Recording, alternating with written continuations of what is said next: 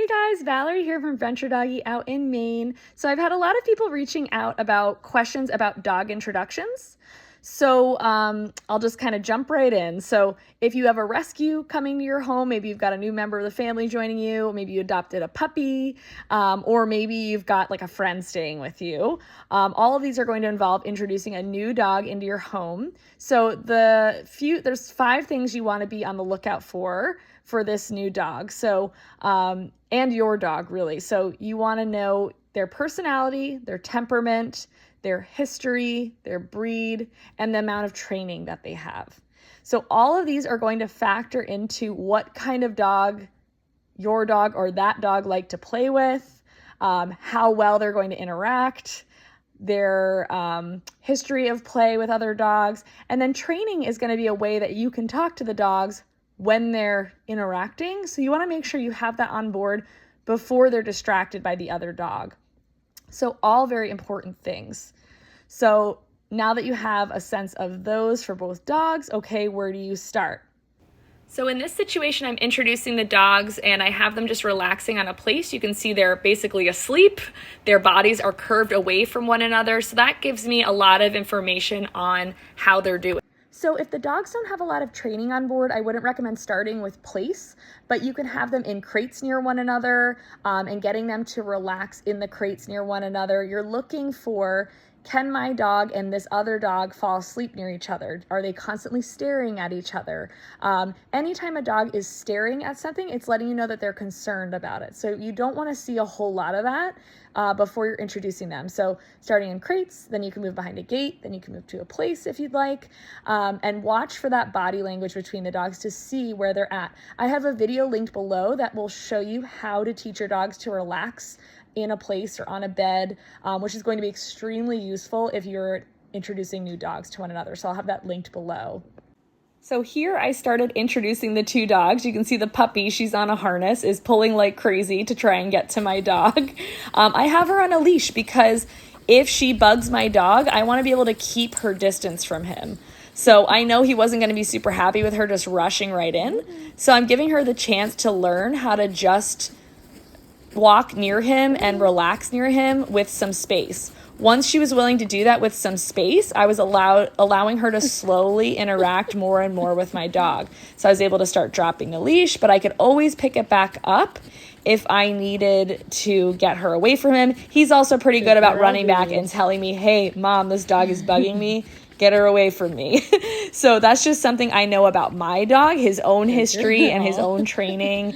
I would recommend starting this with 2 people walking the dogs, where they're just walking near each other, not interacting until they can calmly walk around each other without needing to say hi, and then start letting them say hi for small increments and taking a break. So gradually allowing them to say hi for longer and longer periods, but spending a lot of time just walking them together without really allowing them to interact. So that you might let them come up and sniff and then you just walk away. So giving them short interactions where they can just relax near each other. And then as they start to get more comfortable with one another, I'll allow them to have more energy around each other. So I wanted to take a moment here to talk about play dynamics because this is something you're going to be dealing with if you're, slowly starting to introduce the dogs. Essentially, you've started relaxing with them inside. Now they're relaxing together as they walk out on leash. And now you're starting to kind of let them sniff, say goodbye, sniff, say goodbye, sniff for 5 seconds, 10 seconds, 20 seconds, say goodbye. And at some point, they're going to start to act like they want to play. Or you might start to notice signs that they don't want to play. So these are all things you're looking for. But what is essentially starting to happen is you're going to slowly start to allow the dogs to have more energy around one another. And this hasn't happened yet because they've just been focused on relaxing around one another. They haven't really experienced this other dog getting energetic. And where this can get tricky is that a lot of dogs, actually like most commonly the dogs I see, really have like a 0 to 100. They don't have like a 0 to 20 or 0 to 50. They start to get excited and then like game over. They're just like wild. So we really want to teach them how to gauge their energy. And part of how we're doing that is by slowly introducing them. And once they're starting to play, we're saying take a break. We can start to let them play longer, and then we can say take a break, at these certain points. So essentially you can start to teach your dog, when you start to get to this point, this is when you're going to take a break. And you can actually put it on cue. So I show you that in the videos following this.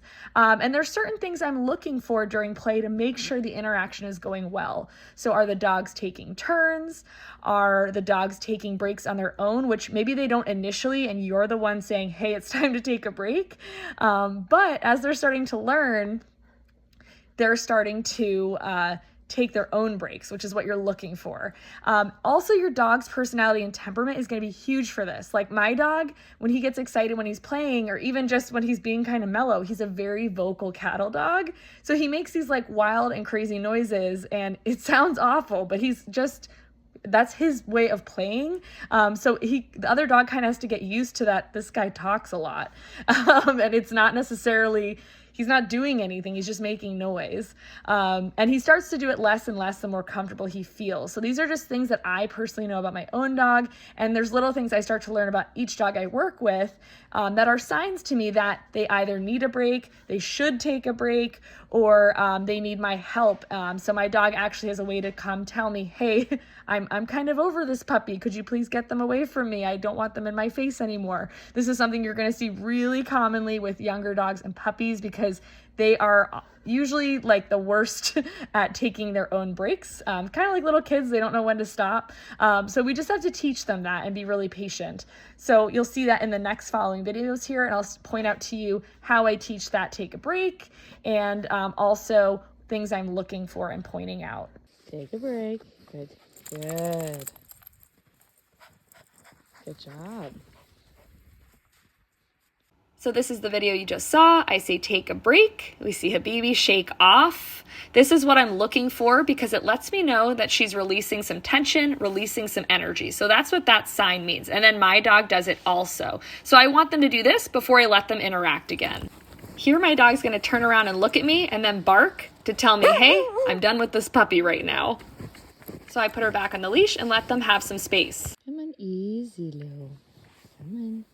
Good. So this is sort of how I teach the dogs to, I say easy or take a break. I say it, and then if they don't shake off, I'll take a deep breath, kind of let my breath out, and then give them like a little massage. And then I literally just wait until I see them shake off and give me that signal. When they give me that signal, I release them by saying, go ahead. They get to go continue the walk. So here, go ahead. And we get to go continue the walk or go back to play.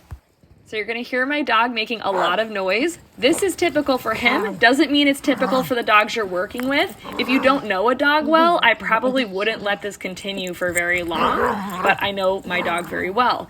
But just keep an eye on these things and watch how the dogs are taking turns. If they're not taking turns, have them take a break. If they're not taking breaks, like they just took a little pause there, that's a good sign that they're starting to take those breaks. You saw the one dog shake off. So those are all signs that they're taking a little pause, going back to the play. So she kind of shook off, waited for him to shake off, and then they continue. And here's just some more videos of them playing. I'm watching their body language. So my dog's tail is a very good indicator. When his tail is coming up, it lets me know he's getting a little tense. You'll hear some people say, oh, my dog's tails were wagging. I thought they were okay. Wagging tails don't really mean anything. Tension is what you're looking for. If your dog looks tense or stiff or like a statue or tight, that's usually not a good sign. So you want to diffuse that tension before you add more energy to it, because if you add more energy to tension, you're just going to get more tension. So that tension needs to go away, and then more energy can happen. Here's some more rambunctious play where we've got the little one kind of going at my dog, and he's shaking off there, right? Taking a little break, even though this looks a little wild and crazy. They are still taking breaks, and I'm interrupting where I need to. Also, my dog's body language looks pretty relaxed and happy, right? And so does hers. So I'm watching for overall, how tense or stiff does their body look? Are they taking breaks? Okay, so I really hope that that helps you get a more strategic and calm way to introduce your dogs and that you're not just letting them go and figure it out.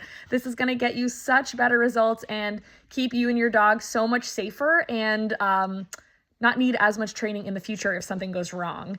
So please feel free to reach out to me if you have any questions. My website is linked below. My video on relaxing in a place or in a crate, in a bed, all honestly the same skill, you can do it anywhere, is also linked in a video below. Very helpful for introducing dogs, especially when they're in their house, giving them that capability to do that. And please reach out with any questions. My website, like I said, is linked below, and you can find all my contact information there. I hope your new member of the family or your friend's dog that's visiting has a really good time with you and that you can all feel stress-free and happy about this new dog coming into your home.